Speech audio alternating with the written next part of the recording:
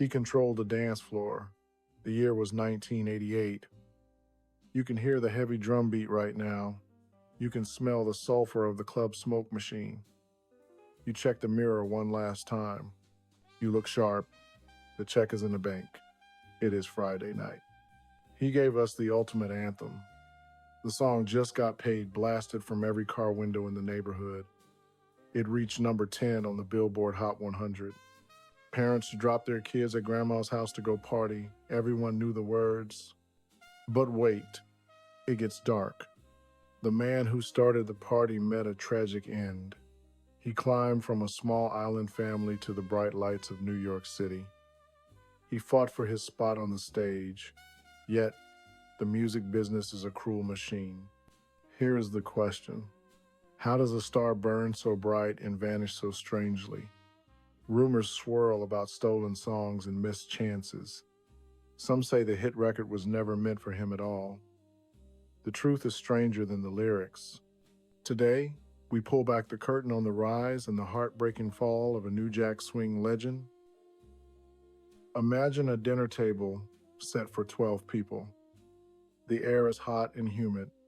The smell of fried plantains and fish fills the small house. You hear the sound of 10 children laughing, shouting, and fighting for a second helping. This was the world of Johnny Kemp. He was not born with a silver spoon in his mouth. He was born in the Bahamas. He was one of 10 children. In a house that full, you have to be loud to be heard. You have to be special to get noticed. Johnny learned this lesson early. He did not just speak, he sang. His voice was his ticket out of the crowd. He started in the church. Picture the wooden pews on a Sunday morning, the fans waving back and forth to beat the island heat. Johnny opened his mouth, and the church got quiet. The ladies in their Sunday hats nodded in approval.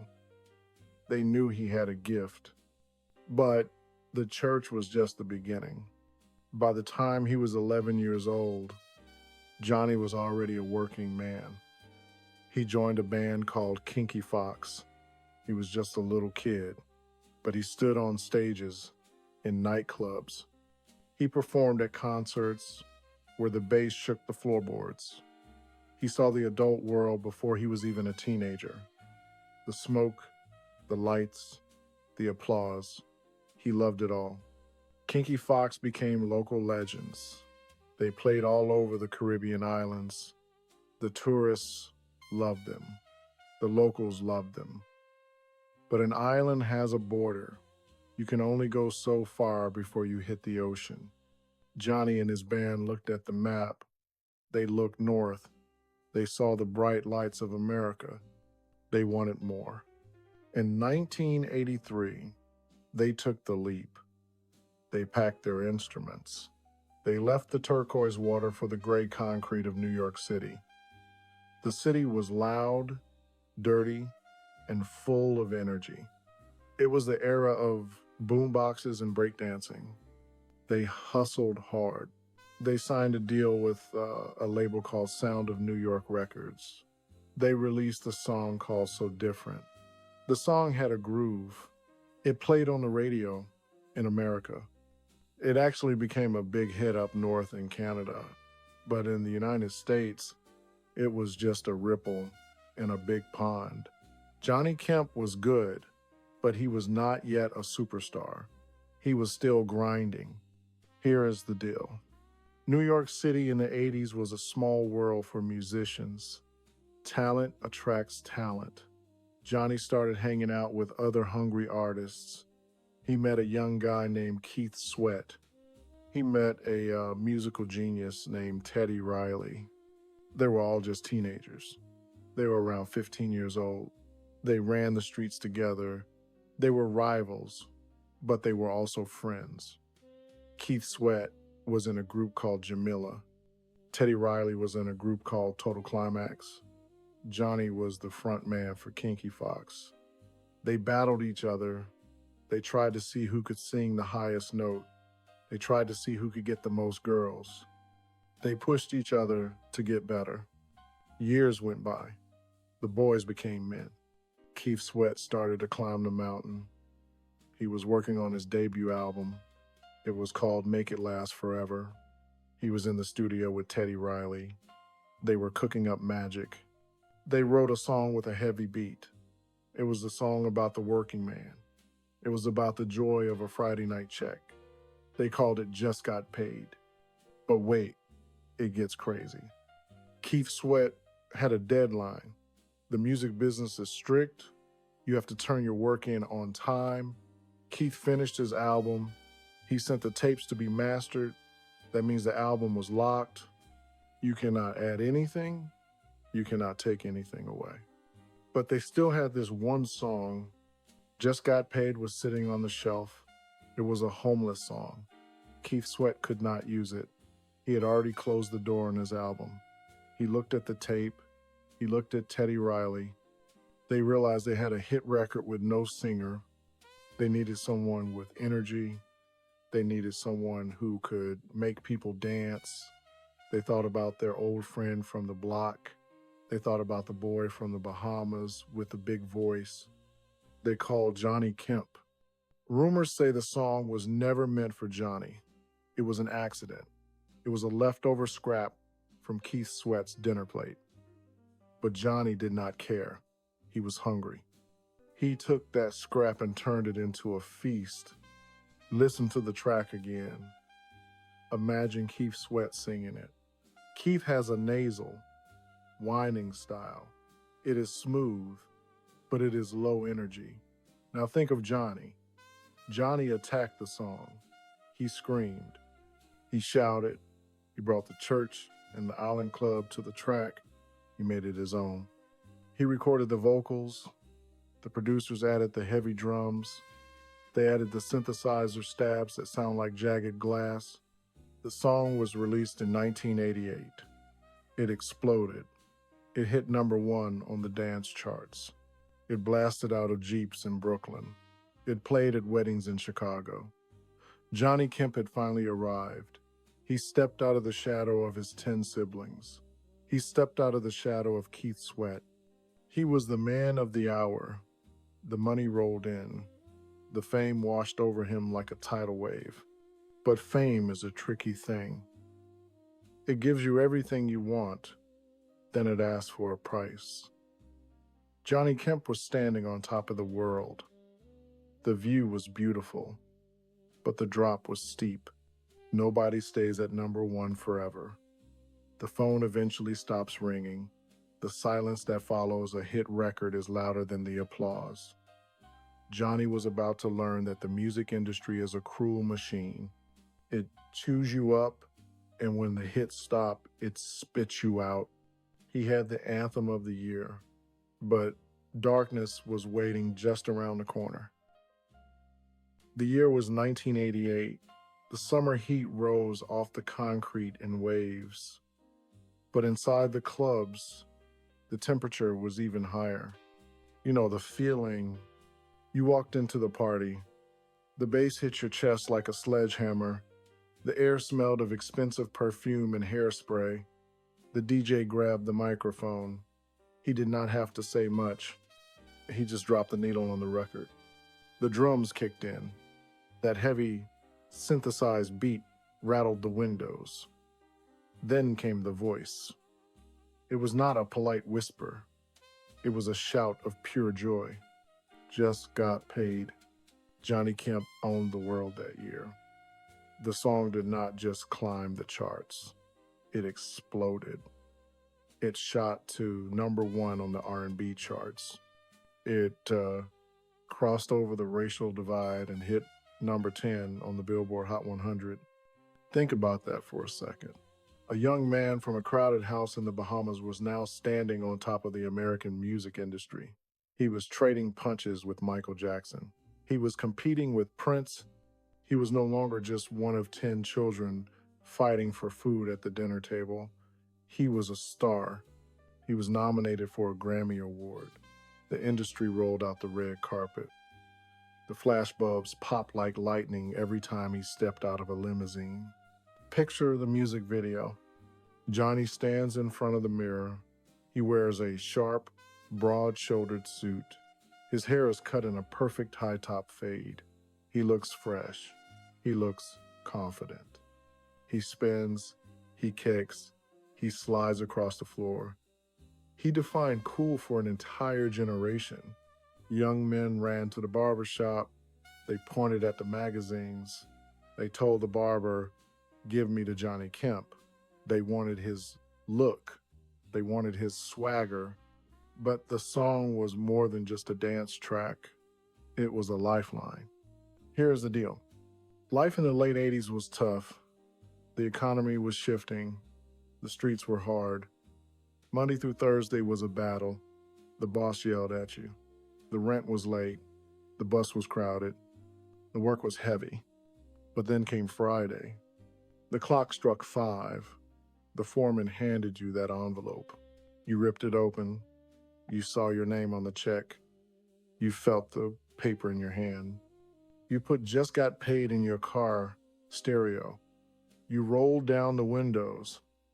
Suddenly, you were not a struggling worker. You were a king. Johnny Kemp gave a voice to the working man. He made the grind feel glamorous. He told the world that the person sweeping the floor deserved to party just as hard as the person owning the building. The money poured in. It fell like rain. Johnny went from the small island life to the high life of New York City. He moved into the big apartments. He bought the fast cars with the soft leather seats. He ate at restaurants where they did not put prices on the menu. He toured the country. He performed on the biggest stages. He walked onto the set of Soul Train. Don Cornelius shook his hand. The dancers formed the Soul Train line. And Johnny danced down the middle like he owned the place. He was living the American dream. He proved that talent was the only currency that mattered. He took a song that Keith Sweat threw away and he turned it into gold. He took a track that was left on the shelf and he built a mansion with it. His album, Secrets of the Flying Fish, flew off the shelves.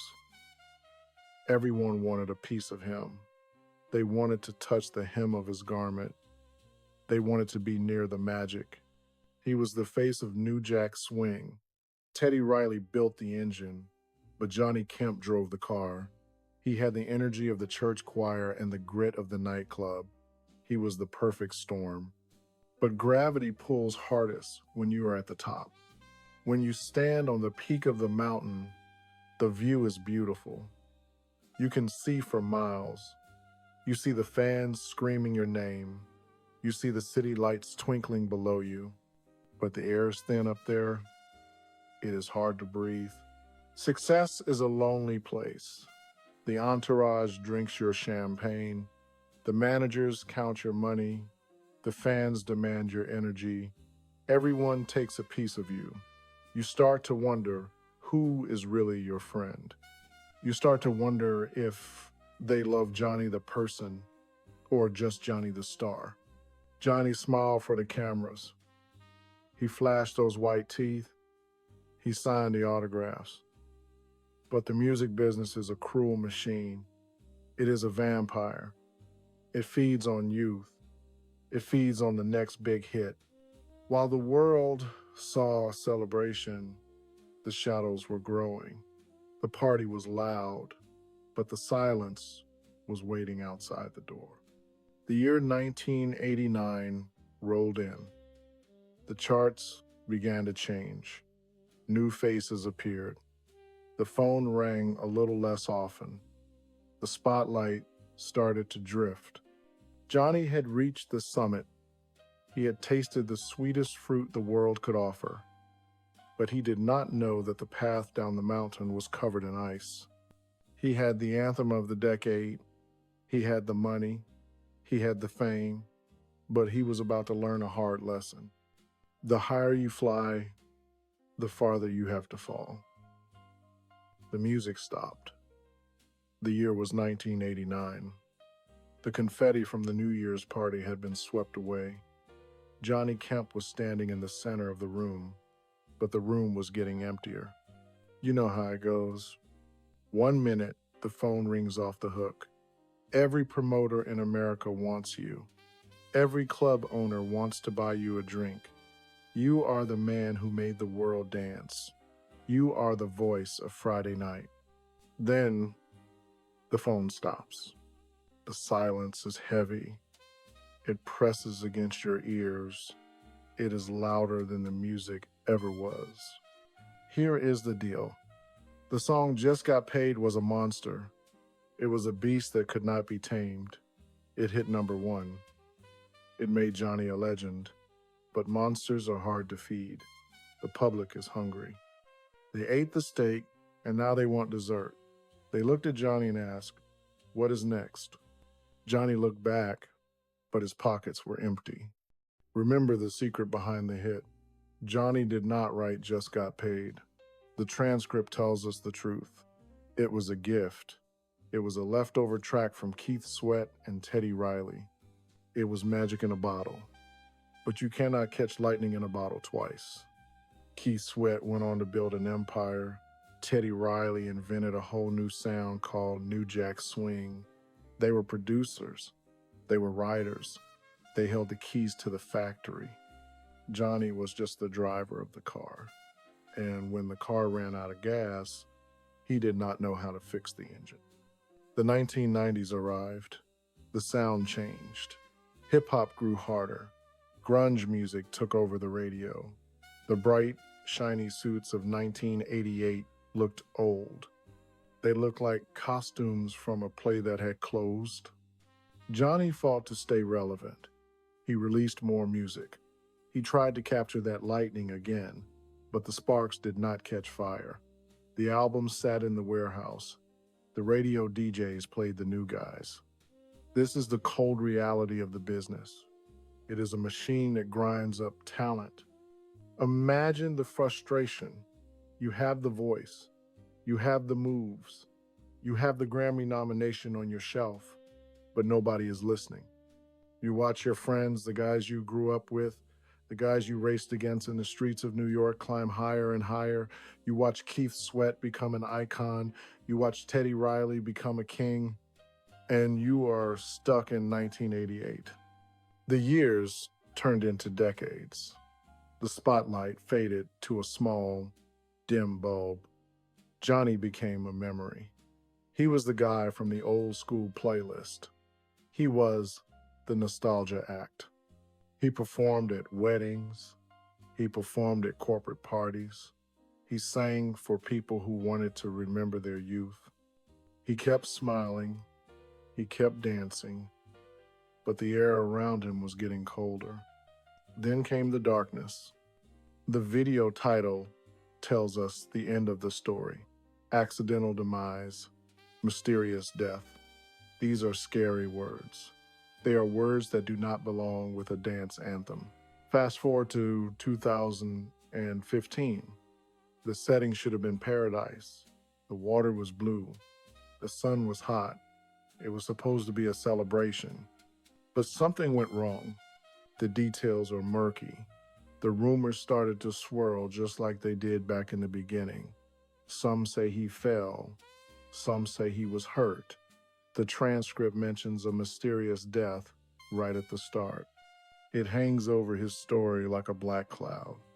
Picture the scene. It is not the bright lights of the Soul Train stage. It is the quiet, indifferent ocean. The man who controlled the dance floor was now alone. He was far from the crowded house in the Bahamas. He was far from the recording studios of New York City. He was found floating. The shock hit the world instantly. The news spread across social media. Fans who had not thought about Johnny Kemp in 20 years suddenly felt a sharp pain in their chest. They remembered the Friday nights. They remembered the money in their hand. They remembered the joy he gave them. And now, he was gone. The police reports were confusing. Was it an accident? Was it something else? The questions piled up. The answers were scarce. It was a tragic end for a man who brought so much light. He climbed from the bottom, reached the very top, and then slipped into the dark water. Gravity is a cruel mistress. He spent his life trying to get paid, trying to make it last forever. In the end, the music business took everything. It took his youth, it took his energy, and in a strange twist of fate, the story ended in mystery. The man who gave us the loudest anthem went out in the quietest way possible. The silence was deafening. The news broke on a Thursday. It was a cruel irony. The man who owned Friday night did not live to see one last weekend. The year was 2015. The internet caught fire. Twitter timelines filled up with old photos. Facebook feeds turned into a memorial wall. Everyone posted the same video. Everyone shared the same song, Rest in Power, Legend, soundtrack of my youth. The tributes poured in like water. The love felt overwhelming. It felt like the whole world was mourning the boy from the Bahamas. But wait, look closer. There is a bitter taste underneath the sweetness. The music business is a place of smoke and mirrors. The reaction to the death of Johnny Kemp revealed a harsh truth about fame. Here is the ugly reality. For 20 years, the phone did not ring. The same people posting tributes were the ones who scrolled past his name in the 90s. The radio stations playing his song in tribute were the same stations that refused to play his new music in 2005. They called him a one-hit wonder. That label is a heavy chain. It drags a brilliant artist down to the bottom of the ocean. It tells the world that a lifetime of work only matters for 3 minutes and 30 seconds. The media played the clip of Just Got Paid. They showed the high top fade. They showed the shoulder pads. They froze him in amber. They acted like he ceased to exist after 1989. But Johnny lived. He breathed. He kept singing. The source material tells us about his start with Kinky Fox. It tells us about the hit So Different that rocked Canada. He was a seasoned performer. He was a veteran of the stage since he was 11 years old. Yet, the American media reduced him to a single moment. This is the hypocrisy of the spotlight. When you are hot, they want to buy you dinner. When you are cold, they lose your number. When you die, they pretend they were your best friend all along. The years following his peak were quiet. The silence was loud. The musical landscape shifted beneath his feet. The 1990s brought a harder sound. The smooth, joyful dance pop of the 80s fell out of fashion. Baggy jeans replaced the sharp suits. Anger replaced the joy. Johnny Kemp was a man of style and grace. He did not fit the new mold. He did not chase the trends. He stayed true to his voice. And for that, the industry punished him. While Keith Sweat built an R&B empire, Johnny fought for airtime. While Teddy Riley changed the sound of the radio, Johnny fought for a contract. The fans grew up. They got jobs. They got tired. They stopped going to the club. They stopped buying records. They forgot about the man who made them dance. Until the tragedy struck. The details of his death remain a shadow. The transcript speaks of a mysterious death. It speaks of an accidental demise. He was found on a beach in Jamaica.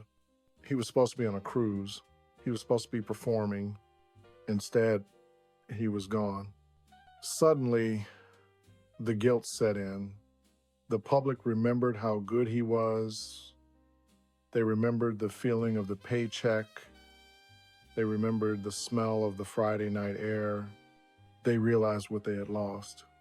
They lost a pure talent. They lost a man who sang from his soul. They lost the underdog who fought his way from a house of 10 children to the Grammy Awards. The tragedy is not just that he died. The tragedy is that we waited until he was gone to give him his flowers. We danced to his song for decades. We let him provide the soundtrack to our happiest moments. But when the music stopped for him, we left him dancing alone. Now, the song plays on. You hear it at weddings. You hear it at barbecues. You hear that heavy drum beat and that scream of joy. Just got paid. It is a happy song. But now, for those who know the story, the rhythm hits a little different. It sounds like a celebration, but it feels like a goodbye. The curtain fell, the applause finally returned, but the theater was empty. The police reports closed the case. The year was 2015. The paper said he died on a beach in Jamaica. They called it an accident. The cruise ship left without him. The mystery of his final hours still lingers like smoke in a cold room. But you cannot kill a melody. Go to a family reunion this summer. Smell the charcoal on the grill. Watch your uncles playing dominoes. Wait for the sun to go down. The DJ will drop the needle. You will hear that heavy industrial drum beat. You will hear that famous scream, just got paid. In that moment, Johnny Kemp is not dead. He is alive in every speaker. He is alive in every person dancing on the lawn. Here's the deal. The music business is a cruel machine. It forgets names. It buries talent. It moves on to the next young star before the ink is dry on the contract. But the business cannot control the people. Johnny Kemp gave us more than a song. He gave us a feeling. He captured the pure relief of the working man. He bottled the joy of surviving another hard week. As long as people work 9 to 5, this song will matter. As long as bills are due on the first of the month, Johnny Kemp will remain a king. Critics might call him a one-hit wonder. That is a lazy label. Keith Sweat wrote the lyrics. Teddy Riley built the beat. But Johnny Kemp provided the spirit. He took a leftover track and turned it into a cultural monument. He proved that you do not need a catalog of 100 songs to be a legend. You just need one song that tells the truth. He started as a boy in the Bahamas fighting for a place at the dinner table. He ended as the voice of a generation. He was the underdog who stole the show from the giants. The spotlight has turned off. The high-top fade is gone. The bright suits are packed away, but the energy remains. Next time you hear that track on the radio, do not just dance. Listen to the hunger in his voice. Remember the man who sang for his life. Remember the artist who made the weekend feel like magic. Some stories end without closure, but dignity doesn't need applause. Where were you the first time you heard this anthem? Did you try to copy his dance moves in the mirror? Tell us your favorite Friday night memory in the comments below. We want to honor the legend with you.